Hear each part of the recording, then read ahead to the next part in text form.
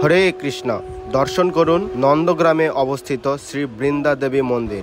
সমগ্র ব্রজ বৃন্দা দেবীর বাড়ি। এই স্থান সম্পর্কে ধর্মগ্রন্থে লেখা আছে, নন্দগাঁও থেকে পশ্চিম দিকে 1.5 মাইল দূরে গেলেই পাবেন বৃন্দা দেবীর বাসস্থান। সামনের দিকে বৃন্দাকুণ্ড এবং পিছনের দিকে রয়েছে গুপ্তকুণ্ড।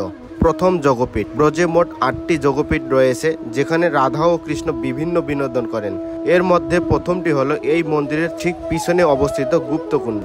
ব্রজের রানী হলেন শ্রী রাধা এবং রাজা হলেন শ্রীকৃষ্ণ। রাধা ও কৃষ্ণের লীলা আনন্দ বিনোদন পরিচালিত হয় বৃন্দা দেবীর দ্বারা। ব্রজের প্রতিটি লীলা বৃন্দা দেবীর নেতৃত্বে সকাল 7টা থেকে সকাল 8টা 24 পর্যন্ত চলে এবং বর্তমান সময় এখন পর্যন্ত চলছে ভগবান শ্রী রাধা কৃষ্ণের লীলা। এই পবিত্র মন্দিরটি দর্শন করে আপনার মানব জীবন ধন্য